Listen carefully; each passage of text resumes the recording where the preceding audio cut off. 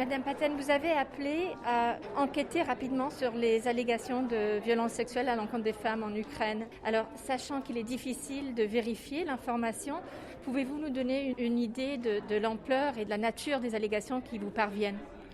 Malheureusement, les allégations pleuvent. Je suis en contact avec les Nations Unies en Ukraine et on me confirme que les allégations augmentent de jour en jour. Les allégations sont en train d'être vérifiées par les Nations Unies, par l'équipe des Nations Unies, le Human Rights Monitoring Team.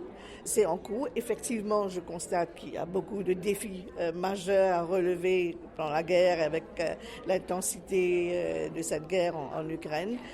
D'abord, il y a la question de sécurité, d'accès, mais aussi j'apprends que beaucoup d'allégations seront faites de façon anonyme à travers les hotlines qui sont mises en place par UNFPA par exemple. Mais je pense qu'il est primordial. On ne peut pas s'attarder sur ces allégations.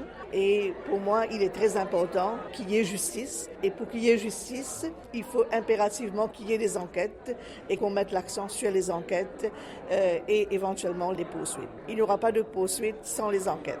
Est-ce que vous pouvez dire une phrase sur le type d'allégation qui vous parvient, le type d'exaction ? Écoutez, je prends note des allégations faites à travers l'Ombudsperson for Human Rights, les organisations des femmes, mais aussi les autorités ukrainiennes.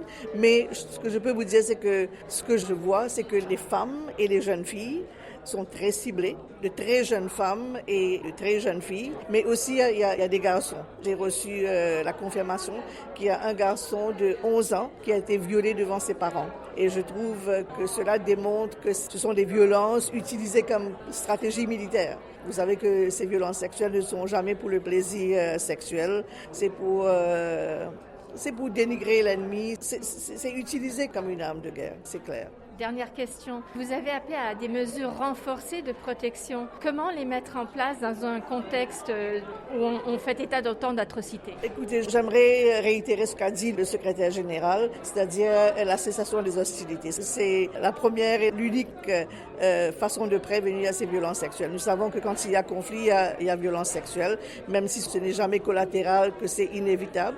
En termes de mesures de prévention, je pense qu'il faut identifier les facteurs risques. Qu'est-ce qui met les victimes, femmes, enfants, hommes, à risque des violences sexuelles et de mettre des programmes sur place. Et c'est pour cela que je vais déployer quelques personnes de mon bureau pour travailler justement sur cette réplique, travailler avec le gouvernement ukrainien, mais aussi avec la société civile afin de mettre sur place. Il faut travailler beaucoup avec les organisations de femmes sur le terrain qui sont les first responders et aussi prévenir à travers la justice. Et s'il y a enquête, à travers les enquêtes, la documentation des allégations, des cas et les enquêtes, c'est un signal déjà fort envoyé aux auteurs de ces crimes odieux que ce ne sera plus jamais cost-free de violer les femmes et les filles et les enfants. Vous êtes en contact avec les militaires aussi?